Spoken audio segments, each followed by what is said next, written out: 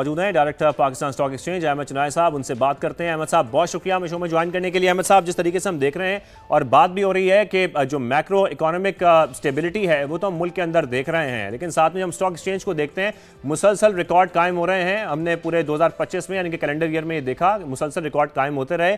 उसके बाद profit taking में हमने देखा कि साल के आखिर में कुछ जो मनफी रुझान है वो भी देखा गया। लेकिन आप क्या समझते हैं कि ये सिर्फ स्पेकुलेशन है या वाकई सरमायाकारों का जो एतमाद है वो बहाल हो रहा है? बिस्मिल्लाहिर्रहमानिर्रहीम, बहुत बहुत शुक्रिया।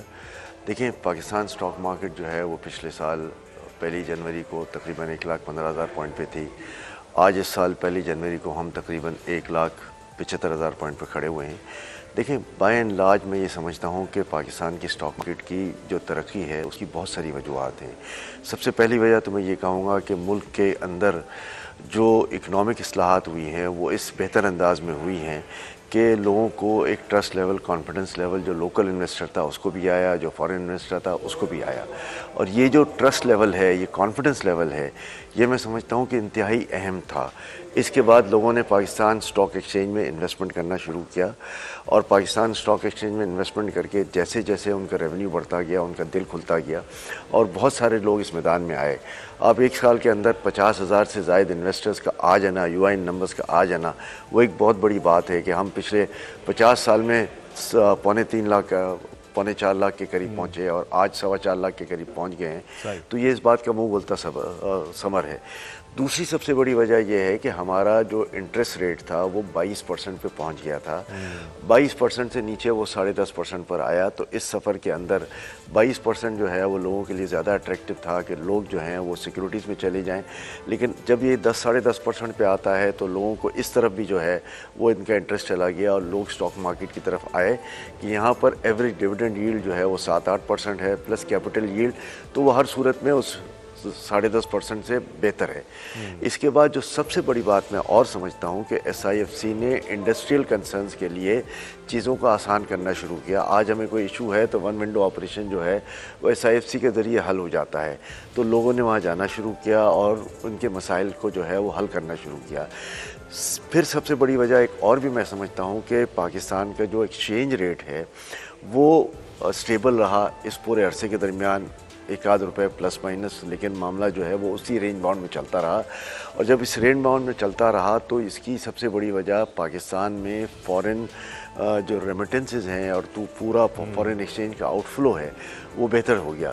कहाँ हम $2-2.5 बिलियन के रिजर्व्स पे खड़े थे, कहाँ हम 21-22 बिलियन के रिजर्व पे चले गए, जिसमें 15-16 जो है वो स्टेट बैंक का रिज़र्व है, 5-6 जो है वो हमारे बैंकों का रिज़र्व है। तो ये एक बहुत मैं समझता हूँ इत्मीनान बख्श सूरत हाल है कि एटलीस्ट कम से कम 3-1 महीने का जो है वो फॉरेन एक्सचेंज इंपोर्ट रिज़र्व हमारे पास है। फिर हमारी रेमिटेंसेस जो हैं वो 38% के करीब जो हैं वो बढ़ी हैं। 38 से 40% का रेमिटेंसेस का बढ़ जाना, जो थोड़ी हमारी इंपोर्ट ज़्यादा हुई है उसको भी कवर किया है। तो स्टॉक एक्सचेंज के फिर जब हम पी रेशो पे आते हैं तो हमारा पी रेशो जो है वो 3-4 पर आ गया था, जो आज 5-6 की तक चला गया है।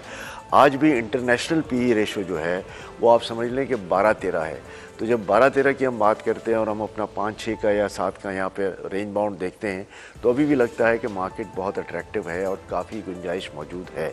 बहरहाल ये एक मार्केट का अपसर्ज है। मैं समझता हूँ लोगों को फिर भी ओवरऑल सिनारियो में जो है वो कॉशियस होकर चलना चाहिए। जो अच्छे स्क्रिप्ट्स हैं उसमें तो कोई हर्ज नहीं है। लोगों को ज़रा बैलेंस शीट्स भी स्टडी करनी चाहिए और बाय एंड लार्ज ये देखना चाहिए कि कहाँ हमें अच्छा यील्ड मिलेगा, कहाँ डिविडेंड यील्ड मिलेगा, कहाँ कैपिटल यील्ड मिलेगा और हम पाकिस्तान की स्टॉक मार्केट में इत्मीनान के साथ इन्वेस्टमेंट ज़रूर कर सकते हैं। बिल्कुल बिल्कुल अहमद साहब, जैसा कि आप बात कर रहे हैं, पॉलिसी रेट की आपने बात की, एक्सचेंज रेट की आपने बात की, रेमिटेंसेस की बात की, लेकिन जाहिर है उस पर हमारी इकॉनमी डिपेंड नहीं कर सकती। ग्रोथ की हम बात कर रहे हैं, ग्रोथ हमारी उस तरह की नहीं है जो इस वक्त हुकूमत चाह रही है, उस तरह से उसके नंबर सामने नहीं आ रहे हैं। लेकिन अगर हम अब कैलेंडर ईयर 2026 की बात करते हैं, क्या लगता है आपको ये रुझान इसी तरह तेज रहेगा आने वाले वक्त में? आपकी क्या तवक्को है स्टॉक मार्केट को लेकर? देखिए, मैं 2026 का साल पाकिस्तान का साल समझता हूँ। 2026 का साल जो है वो पाकिस्तान के लिए बहुत अहमियत का हामिल है कि इसमें न सिर्फ मैं समझता हूँ कि स्टॉक एक्सचेंज भी नई बुलंदियों की तरफ जाएगा, बल्कि साथ साथ मैं समझता हूँ कि पाकिस्तान की मईशत को एक बहुत बड़ा सपोर्ट मिलेगा। आज जो हम ये समझते हैं कि पाकिस्तान की मईशत जो है वो कहाँ जा रही है, तो मैं ये समझता हूँ कि पाकिस्तान की मईशत जो है वो तरक्की की नई बुनियादों, नई बुलंदियों की तरफ जा रही है। ये तरक्की की नई बुलंदियाँ जो हैं, ये जो 2-3 साल से इकनॉमिक इस्लाहात हो रही हैं, इन इस्लाहात के अंदर जो है वो एक बहुत बड़ा पॉजिटिव स्टेप आ रहा है, और इस पॉजिटिव स्टेप का जो समर है वो हमें अब 2026 में मिलेगा। तो मैं बरमला ये कहता हूँ कि 2026 पाकिस्तान लेकिन अहमद साहब, हम यहाँ पर यही समझना चाहते हैं कि स्टॉक मार्केट की तेज़ी जो हम देख रहे हैं, जो रिकॉर्ड पे रिकॉर्ड बन रहे हैं, ये वाकई रियल इकोनॉमी की अक्कासी करता है या ये सिर्फ कुछ सरमायाकार हैं जिनका इसमें फ़ायदा हो रहा है? फिर जब ये बात सामने आती है कि इन्वेस्टर्स की तादाद 4.25 लाख है, ये क्यों नहीं बढ़ रही है, इसका बढ़ना कितना ज़रूरी है, शायद यही फिर अक्कासी करेगा कि वाकई हमारी इकोनॉमी में बेहतरी आ रही है। देखिए, मैं इस पर सबसे पहले ये बात बताऊं कि ये बात बिल्कुल हकीकत है कि नंबर ऑफ़ इन्वेस्टर्स जो हैं वो सिर्फ 4.25 लाख हैं, और 4.25 लाख में भी मैं ये समझता हूं कि 50,000 वो हैं जो इसमें एक्टिवली कारोबार करते हैं, चाहे वो डेली बेसिस पे करें, चाहे हफ्ते में करें, चाहे महीने में करें, तो इसका इफेक्ट 50,000 लोगों पे डायरेक्टली बहुत ज़्यादा जाता है। अच्छा, अब रहा सवाल कि मुल्क की पॉपुलेशन तो 26, 27, 28 करोड़ की कही जाती है और 50,000 लोग सिर्फ इससे वाबस्ता हैं, तो स्टॉक एक्सचेंज के बढ़ने या ना बढ़ने से किसी की सेहत पे क्या असर पड़ता है। देखिए, मैं आपको एक बात बताऊं कि स्टॉक एक्सचेंज में जहां रेवेन्यू जनरेट होता है वो फिर रेवेन्यू मार्केट में आता है, तो उससे मार्केटें चलती हैं, ट्रेडिंग एक्टिविटीज़ चलती हैं, इंडस्ट्रियल एक्टिविटी चलती हैं। और दूसरी बात ये कि स्टॉक एक्सचेंज में मैं तो ये समझता हूँ कि असल कामयाबी वो होती है कि जहाँ लिस्टिंग होती है और जहाँ सरमाया उन लिस्टेड कंपनियों में आता है। साल 2025 में 7 के करीब कंपनियां लिस्ट हुई। आपने देखा कि सब जो है वो मल्टीपल टाइम्स जो हैं वो अपना सब्सक्राइब हुई, और साल 2026 के अंदर 12 से 13 कंपनियां जो हैं वो लाइंड अप हैं लिस्टिंग के लिए। मैं ये समझता हूँ ज़ाती तौर पे कि जब ये कंपनियां लिस्टिंग पे आती हैं और हमें जो है वो इसमें सरमाया आता है और वो सरमाया कंपनियों में जाता है, तो इंडस्ट्रियल एक्टिविटीज़ जो हैं वो बढ़ती हैं। स्टॉक एक्सचेंज से आम आदमी को फ़ायदा जब भी होता है जब ये लिस्टिंग ज़्यादा आती हैं, और लिस्टिंग अगर ज़्यादा आ रही हैं तो इससे क्या मतलब है कि वो कैपिटल जो है उसका इन्फ्लक्स जो है वो कंपनी में आ रहा है, और कंपनी जो है वो इससे अपनी इंडस्ट्री की कैपेसिटी को बढ़ा रही है। जब इंडस्ट्री की कैपेसिटी बढ़ती है और वो फाइनेंस वहाँ अवेलेबल होता है, तो ज़ाहिर है फिर एक रोज़गार के मौके फराहम होते हैं, मुल्क में ट्रेडिंग एक्टिविटी चलती है, और स्टॉक एक्सचेंज का सबसे बड़ा फ़ायदा आम आदमी को उसी वक्त होता है। मैं समझता हूँ कि बाय एंड लार्ज हमें पाकिस्तान स्टॉक एक्सचेंज में इस बात पर कंसंट्रेट ज़रूर करना चाहिए कि लिस्टिंग जो है वो ज़्यादा से ज़्यादा हो, और जब लिस्टिंग होगी तो हमें एक पैराडाइम शिफ्ट मिलेगा हमारी इंडस्ट्रियल ग्रोथ में, हमारी जीडीपी बढ़ेगी, हमारे पास मौके मैसर होंगे और लोग जो हैं वो खुशहाल होंगे, और पॉवर्टी एलिवेशन को जो है ऊपर करने में। यहाँ पर हम देख रहे हैं कि इलेक्ट्रिक की अगर हम बात करें तो बड़ी हाई वॉल्यूम ट्रेडिंग इसमें हुई है। फिर साथ में इससे पहले अगर हम देखें तो अभी रिसेंटली निचकारी का अमल मुकम्मल हुआ, पीआईए की अगर हम बात कर रहे हैं बड़ा कामयाबी से मुकम्मल किया गया, पीआईए स्टॉक मार्केट में रजिस्टर्ड भी है।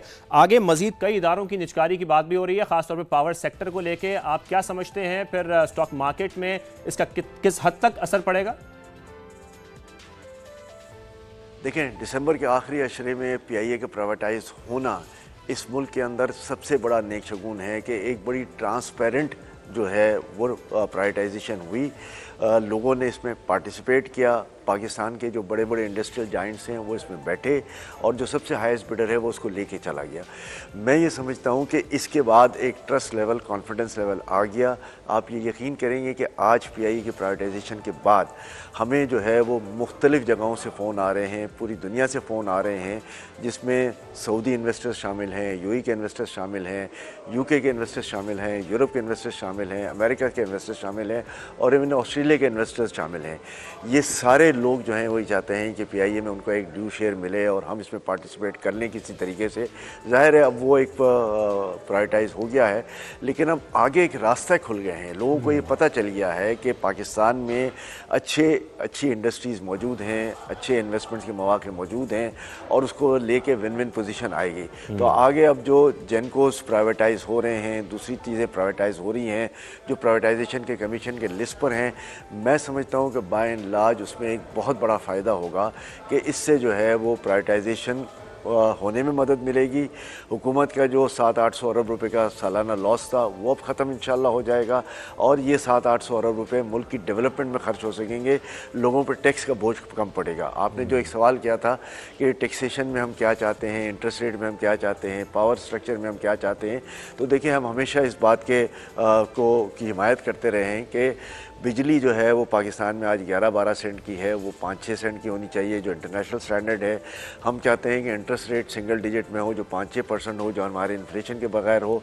और सबसे बड़ी बात यह कि हम टैक्सेशन पे जोर देते हैं कि आज कॉर्पोरेट सेक्टर पे तकरीबन 50% से ज़ायद टैक्स लग जाता है सब मिला के।